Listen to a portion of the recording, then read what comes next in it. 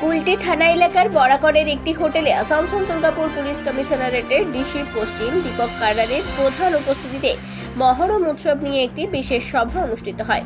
বৈঠকে পুলিশের পক্ষ থেকে কুলটি থানার ইনচার্জ কৃষ্ণেন্দু দত্ত সহ চৌরঙ্গি ফাঁড়ির ইনচার্জ, বরাকর ফাঁড়ির ইনচার্জ, নিয়ামতপুর ফাঁড়ির ইনচার্জ, শাকতরিয়া ইনচার্জ সহ অন্যান্য পুলিশ কর্মকর্তারা উপস্থিত ছিলেন। সভায় কুলটি এলাকায় 19টি আখড়া কমিটির প্রধান সদস্যরাও অংশ নেন। সভায় বক্তৃতায় ডিসি পশ্চিম দীপক কারার বলেন, মহরম একটি শোকের উৎসব এবং এর সময় ডিজে ব্যবহার করা উচিত নয়। শব্দ কমিয়ে এরিয়া প্রদর্শন করুন। তিনি আরও জানান, এই আখড়া অঞ্চল থেকে শিশুদের দূরে রাখতে হবে। তিনি আরও জানান, এই খেলায় অস্ত্র একেবারেই ব্যবহার করা উচিত নয়। মদ্যপানের ওপরও সম্পূর্ণ নিষেধাজ্ঞার কথা জানান এদিন, যেখানে ডিসি পশ্চিম দীপক সমস্ত আখড়া কমিটিকে মিছিল ও আখড়ার সময় সর্বাধিক স্বেচ্ছাসেবক রাখার আহ্বান জানান। आसनसोल दुर्गापुर पुलिस कमिश्नर का अखाड़ा के लिए देखिए, मुहर्रम 17 तारीख को है। वहाँ अखाड़ा 19 अखाड़े हैं।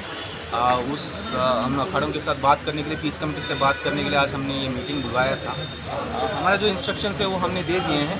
जो जनरल इंस्ट्रक्शंस रहते हैं कि कोई शस्त्र ना रहे, आर्म्स ना रहे, डीजे ना बजे, बच्चों को खेला के लिए लकड़ी बकड़ी ना दे, और अखाड़ों को जो समस्या थी, उनका जो रिक्वेस्ट थी वो भी हमने उनसे सुन लिया है और उसके हिसाब से हम काम करेंगे। और हम आशा करते हैं कि शांतिपूर्ण हो जाएगा।